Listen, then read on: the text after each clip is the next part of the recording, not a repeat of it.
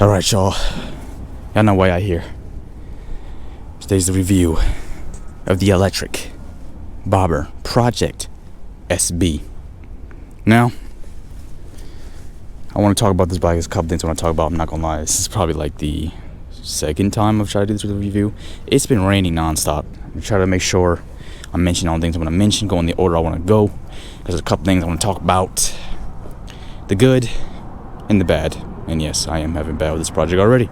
But let's talk about the bike. So like I explained a year and a half ago on my first project, the whole storyline of I got my first electric vehicle, the Nanobot D6 Plus. Very fun to ride, extremely exciting, something I could use to get around to my job or whatever.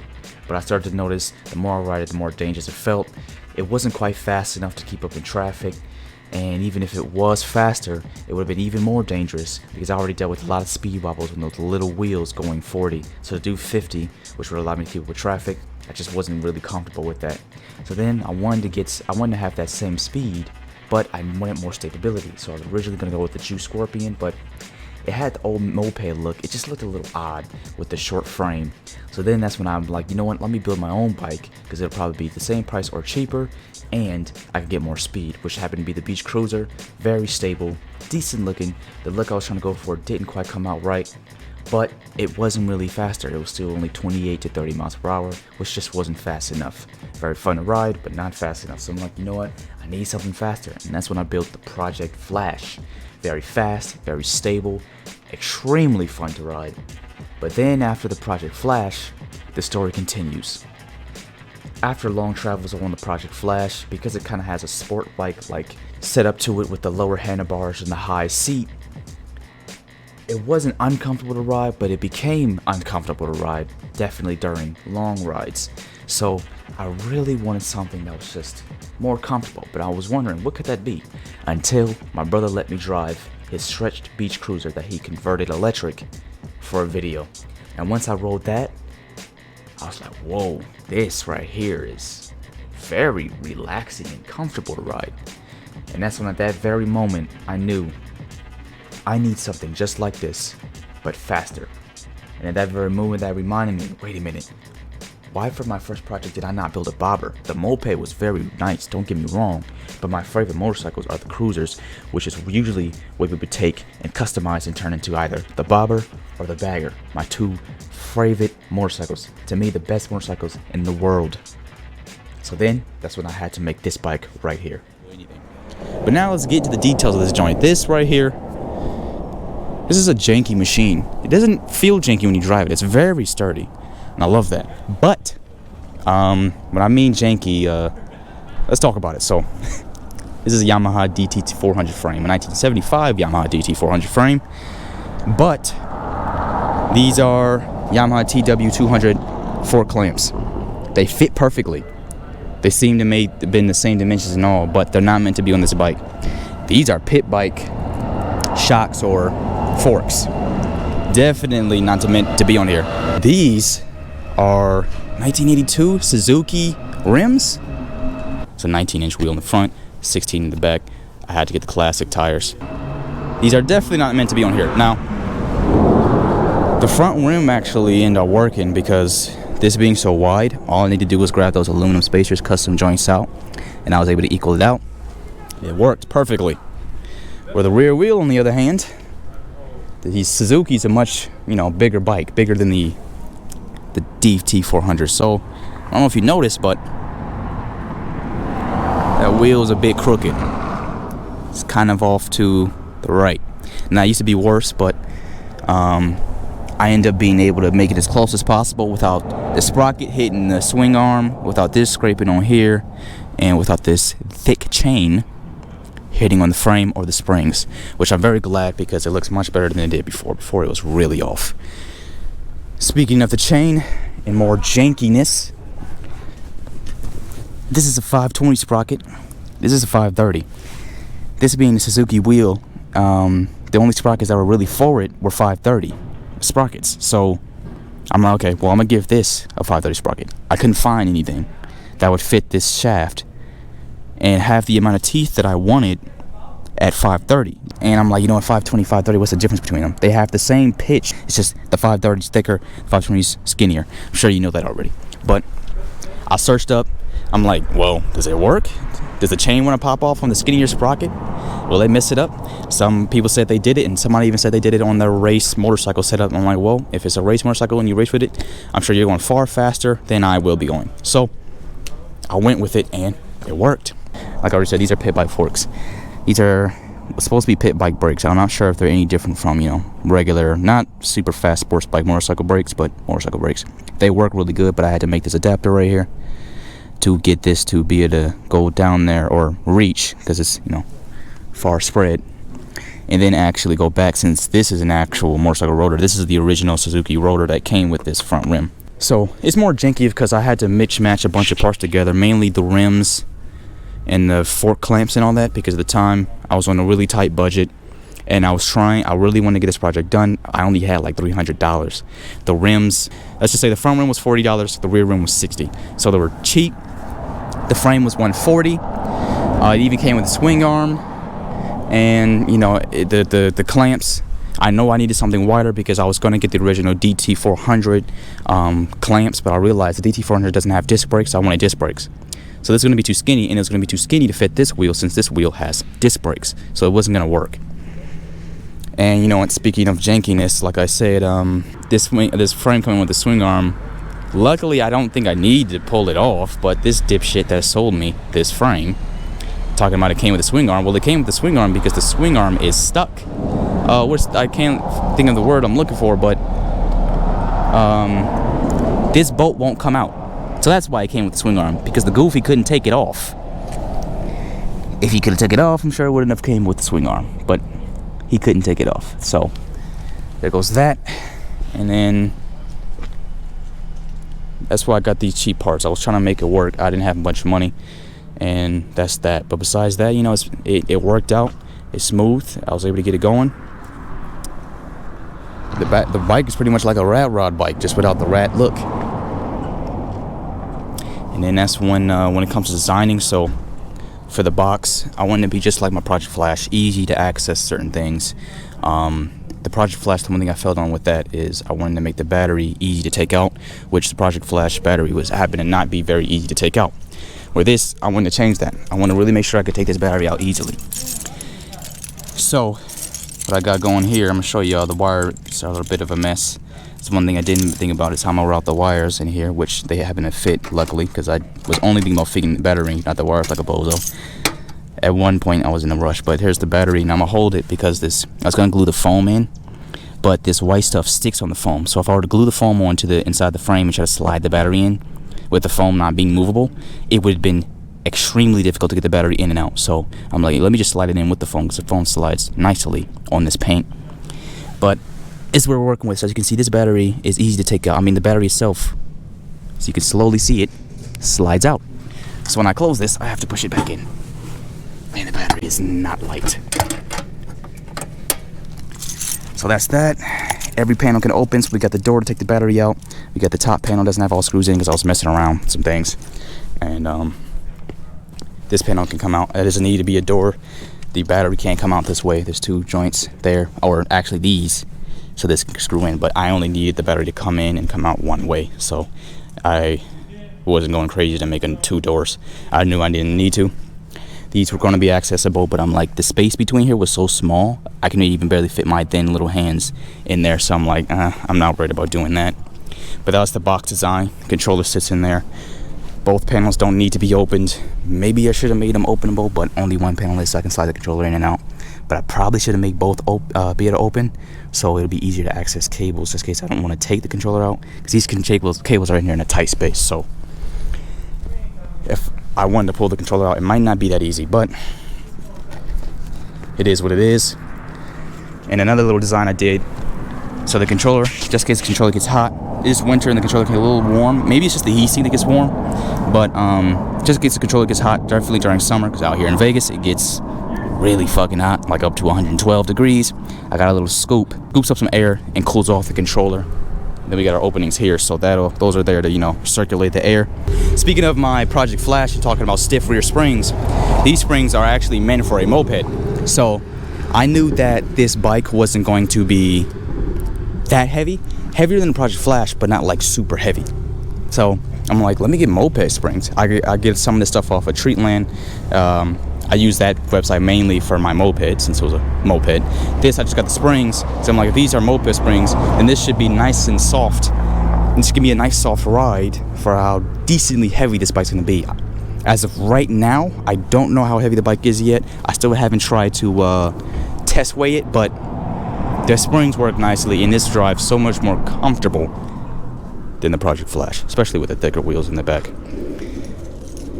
Once again, let's take a close look at this fabricated headlight mount. So I wanted a headlight mount, a housing, you know, like an old school joint for the bobber. But these being TW200 forks or clamps, these are not bobber clamps. The motorcycle's not a bobber. If you know what the TW200 is, then you know what I'm talking about. If you don't know what it is, it's some type of big wheel, thick tired ass snow bike, something like that, or some crazy large wheels, which is why this is so wide. But once again, I want the old school look, so I fabricated my own little bracket here. We already talked about the brake bracket. Oh, I had to do my own little foot pad brackets. Those are really nice. If you don't remember, if you watched the build, you would know that the kickstand was originally here, which is what those are. But it was too low, so when I did the left turns, it scraped the shit out of the bottom. So repositioned it, and it looks really nice. Seat meant to be for a Harley Sportster, but like I said, I mounted the brakes up. So let's talk about the gas tank actually. So the controller sits here. Originally, I was going to try to put the controller up top of the box, but that wasn't going to work. And it definitely wasn't going to work if I wanted some neat, or the wiring in there is neat, but if I wanted to fit wires. So that didn't work. So I was originally going to put the controller up here. But the controller I got, which we're going to talk about that in a minute, it's probably the first thing I should have talked about, but fuck it, we'll save it for last. The controller was bigger than I thought it was going to be. So it wasn't going to fit in the gas tank.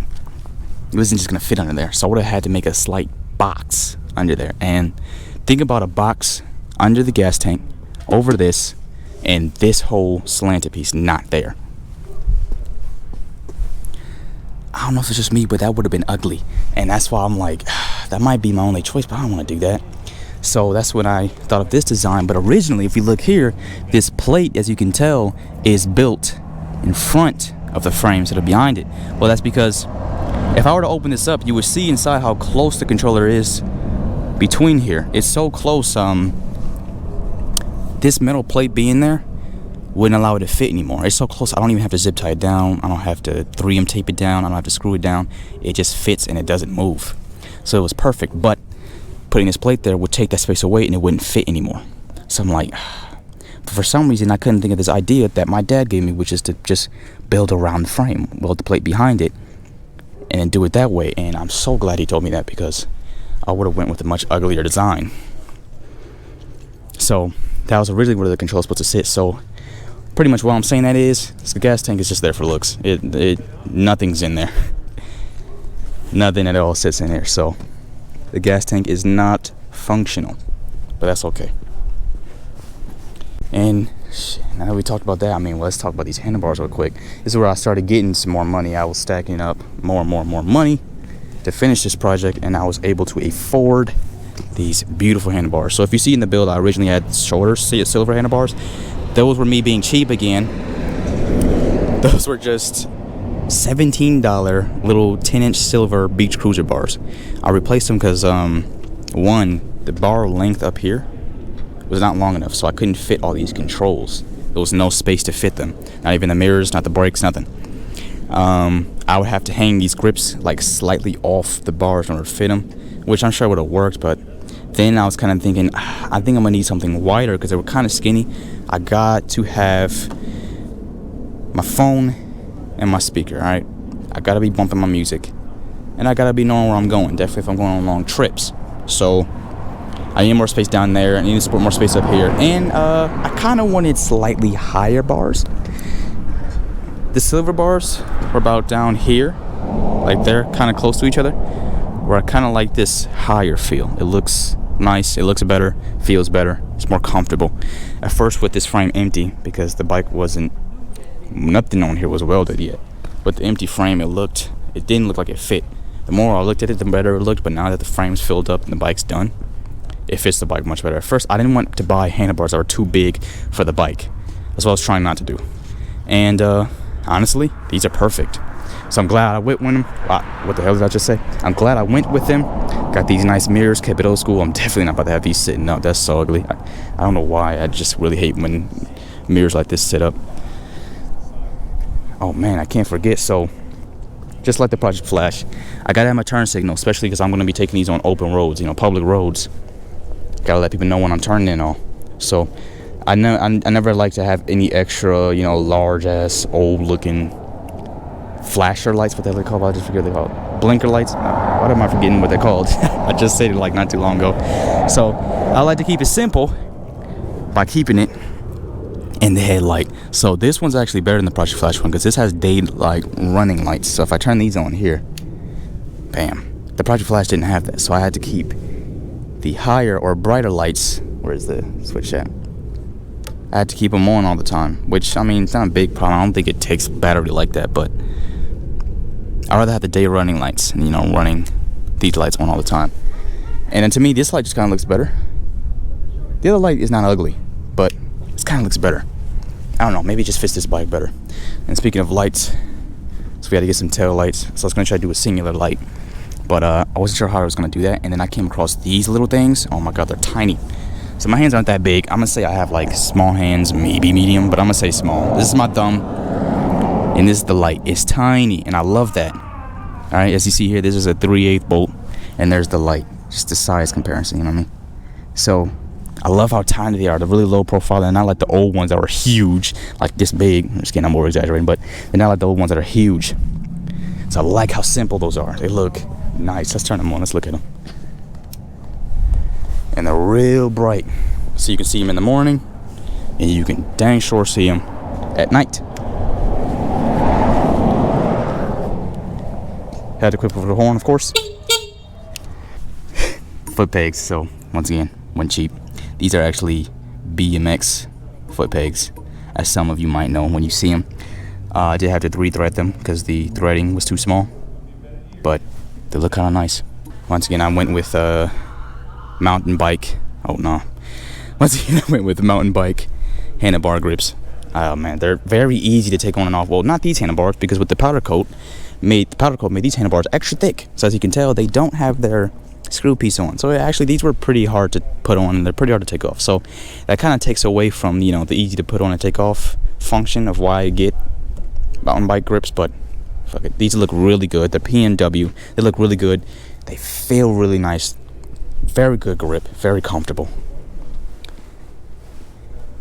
And you know what? I think for looks, hoping I'm not forgetting nothing, but I think for looks, the last thing we got to talk about. So once again, it's a bobber. Got to keep it simplistic. Got to keep it old school. I needed to know my battery range. I don't like driving around and not knowing the range of my battery. All right, I get range anxiety. Now, if you're in a gas motorcycle, it's easy to do. You can open up the gas tank, and you can open it up and see how much gas you got up in there. So, how do I put a voltmeter here and keep it, looking old school with the bobber look? How do I keep it looking classic? Well, you know how some motorcycles have it. They have their gas fuel gauge or their speedometer on the side of the gas tank, and that's how I had to do it. And it came out great looking. This is what I like to call the little volt box. All right, so this little volt box kind of stays on, so I had to add this switch so I can turn it off and on. So that's there, and I don't know what it is, but that thing just looks really fucking sick to me. The little volt box is just cool. It being a bobber, you know how you see the bobbers, they got the little keys right down there where the engine is. I had to do the same. I had to keep it old school. Man, there you go. That's how you turn this thing on. But once again, I think that's all it is for the style. I wish I could hide these cables better. These cables are, I tried. Let me just say that. But yeah, I wish I could hide them better. Alright, so I decided to do a little voiceover right here because I was a little sluggish with what I was trying to say, and I was all over the place. But we're about to talk about the drivetrain. So for the motor, we're rocking with a QS13890H. It's proclaimed to be a 4,000 watt continuous and a 10,000 watt peak motor. But doing mad research all over the internet for months, I found people pushing more power out this motor to the point I found this company by the name of Electro & Company. They sell the motor and they proclaim that the motor can do a burst of 35,000 watts. So if you're an average builder like me, you can probably have this motor easily doing 25,000 watts peak with a 14,000 watt continuous. For the people who are new to this electric stuff and you don't really know how much power that really is, and you're just coming off of, like, you know, gas engines, dirt bikes, or regular gas motorcycle engines, 25,000 watts is about 33 horsepower, and 14,000 watts is about 19-ish horsepower. So you can get a peak of 33 horsepower and a continuous of 18 horsepower. That's about comparable to a 400cc, maybe an older 600cc engine. That's pretty goddamn powerful. And then continue the drivetrain. Of course, we have gotta have a controller that can keep up with the motor, and that is a Votol EM260 SP. Very strong controller, and to keep up with the controller and the battery to even supply all that power, I'm rocking with a 72 volt 50 amp hour battery that is supposed to supply about 200 amps continuous and 300 amps peak, which will allow me to hit about 21,000 watts peak and a continuous of what, 14,440 watts. Oh no, I didn't forget, this isn't a hub motor like my Project Flash. We gotta talk about the gearing since this is a mid-drive. For the front gear, I'm rocking with a 14 tooth sprocket, and the rear sprocket is a 38 tooth. I wanted to get some tall gearing for a higher top speed. I wasn't worried about torque since it's a street bike, and I know it's gonna be torquey regardless, which it is, very torquey. But I needed that higher speed, you know, that passing power just in case you're trying to get around a very slow driver, or you know what, maybe one day I'll take this on the highway. But speaking of the drivetrain, I gotta talk about this. So originally I was gonna go electric, but once again, me being cheap, couldn't afford it, trying to cope with the fact that I couldn't afford it. Instead of just, you know, finding ways to make more money, I tried to go gas. My brother had a Predator 212 sitting in the garage for like 5 years, never turned it on. He realized I'm probably not gonna use this thing, at least not anytime soon. So he sold it to me for $100. I'm like, ooh, that's nice and cheap. So one thing I forgot to mention, when I got the motor and I tried to turn it on for the first time, it wouldn't turn on, and then for days I had to constantly pull until it finally turned on this night, and after that it would turn on consistently after about 1 to 2, maybe 3 pulls. And that's when, after getting it to turn on, I started making the engine mounts, started buying wheels, putting wheels or tires on, and then put it together for test riding.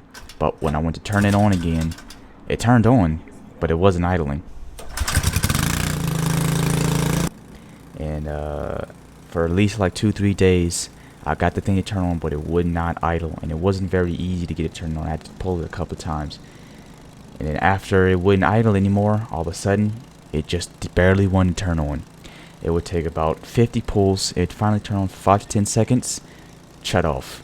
About 50 more pulls, 5 to 10 seconds, shut off. So pretty much it was 50 pulls a day just for the engine to stay on for 10-12 seconds max for 3 days straight. And 3 weeks later, that's when I'm like, okay, I'm losing my patience. It's doing the same thing over and over again. I just don't think I know what I'm doing, and I don't think I have the skill set to turn a lawnmower engine into a go-kart or, you know, motorcycle engine. So I went back to going with this drivetrain and trying to figure out the money, or how I'm gonna get the money in. Eventually I did it. So that was a waste of $100. But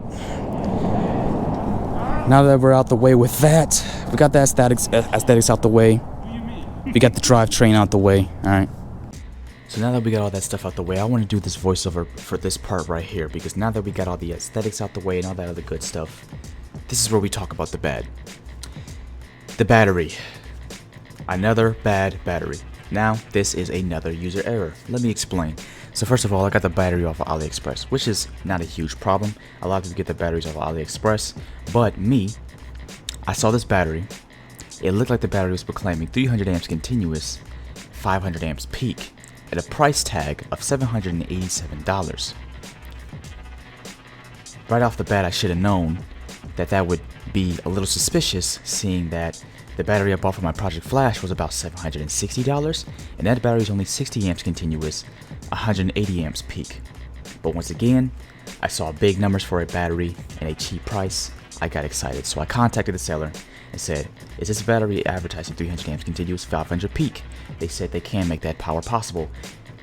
So I bought the battery. I asked for the most compact size because they displayed something and they looked like they had different sizes. I got the most compact size. I requested this, I requested that, yada yada yada. First of all, it takes them 3 weeks to actually ship the battery out, which was irritating me because I paid for UPS Express Saver so the battery can get here as quick as possible. But for some reason, it seemed like they were holding on to the battery. So I, at a point, started rushing. So that was already suspicious. I was thinking about canceling the order before they shipped out the battery, so just in case any suspicious activity was going on. And they didn't even send me a battery, and I get no money, seeing that AliExpress dispute form does not like to side with you. But like an idiot, I didn't cancel it. I just kept holding on to my little patience, and finally, eventually, the battery shipped out and it arrived. The battery looked good, looking good condition, but right on the sticker said the BMS was 300 amps. And that threw me off, because usually, if I'm correct, the BMS will advertise its peak current, not its continuous. So I went to contact the seller, and I was wondering what specific BMS is in the battery, because I wanted to research the BMS. Instead of them telling me what BMS was in the battery, they told me the BMS was 200 amps continuous, 300 peak. But just before I ordered the battery, it was 300 amps continuous, 500 amps peak. So they already lied just to get me to buy the battery. So I'm like, you know what? I'm very annoyed, but fuck it. This battery cost about the same price or maybe a little cheaper than any other battery on AliExpress that would give you 200 amps continuous, 300 peak. So I'm not going to give them a good review, but I'm going to use the battery. It's plenty of power. It might be more power than I can handle. So I use the battery. I'm having fun with it. It cuts off early. I'm thinking maybe some settings are too high. I had my flux field weakening at 105%. I'm like, maybe that's using extra amps. Then I realized, or maybe the battery's getting a little hot, because this battery could have cheap sales. So I turn all that stuff down. I turn some settings up. I'm messing with the battery. Did like 14 miles without the flux field weakening. The battery didn't cut off. So then I do a nice drive and the battery cuts off again. It did about 18 miles, but for the amp hours that this battery has and for how much power I really wasn't using, the battery shouldn't have cut off that fast. Yet it did. And I'm started noticing a pattern. The battery keeps cutting off around, seems to be about 71, 73 volts. It seems like it cuts off at 73 volts when I'm using a good amount of power. That day I was using about 180 amps. It seems to cut off a little later when I'm using a lot less power. I did some testing at 60 amps. Regardless, the battery likes to cut off at about 71 to 73 volts. So I noticed, why is this battery consistently cutting off? One day, I had the battery low, I was driving it, it never cut off. I put it in the garage, the battery got as low as about 70 volts, maybe 70 or 71, and it turned itself off while just sitting there in the garage. I plugged it back up to turn it back on, and it cut itself off again. I don't know what time it cut itself off, because when it cut itself off again, I went in the house while the bike was in the garage, but it cut itself off again while not even actually, driving it. So I started to do some research, started trying to figure out what's going on, and I came to a conclusion. It seems like this battery either has a bad cell or a unbalanced cell. I'm kind of leaning towards it having an unbalanced cell, but regardless, they sent me what seemed to be a possibly damaged battery. So now, because I wanted to go cheap, as you noticed that was the word I kept using over and over again in this video, going cheap, I can now barely use my project at the moment because I went cheap and bought a battery that didn't even have reviews. That too. No one bought the battery, had no reviews, so I wouldn't even know if it's better or not. Now I'm going to be the person that's going to put the bad review down going through the bullshit. So now, because I was trying to go cheap, or at least cheaper, I ended up paying $1,048 because I was including the taxes and the shipping of the battery. Trying to go cheaper than the rest of the batteries. Now I'm going to end up paying more. As an example, if I would have just got a good battery, there's a good battery that I'm looking at right now that's $2,000. Because I went cheap and tried to pay $1,000 less, let's say I get that battery in the future, I now end up paying $3,000 because I paid $1,000 for the cheap battery. I'm probably not going to get my money back because we all know the AliExpress dispute fucking shit sucks ass. And then I'm going to pay another $2,000 to actually get a good, high quality battery. Because even if this battery didn't have a damaged cell, it probably has shitty cells that won't even last a year. Especially if I'm going to try to push 200 amps continuous through it. Now what I was going to try to do is lower it to about 180 amps. because I wanted to use 20 amps less to put a little less stress on the battery. But regardless, the battery probably ain't gonna last that long because it probably has shitty cells in it. But now I'm gonna probably end up paying $3,000 overall because I paid $1,000 on the battery that doesn't work, and I'm gonna need to pay $2,000 or more on a new, better battery. So like I said, keyword going cheap. Don't go cheap. Alright? At least don't go cheap on the most important things, like the goddamn drivetrain, especially when you're going electric. I went cheap on the rims, but the rims were damaged. That's fine.